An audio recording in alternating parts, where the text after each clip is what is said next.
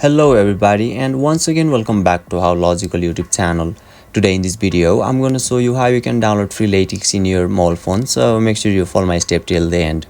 First of all, you need to search for Freeletics in your App Store or Play Store. Now right after that you'll be able to see an app at top where it is distinguishable by its logos on screen, and it's developed by Freeletics GmbH. And don't forget, you'll find the download option at right side. Just click on it and your download will begin automatically.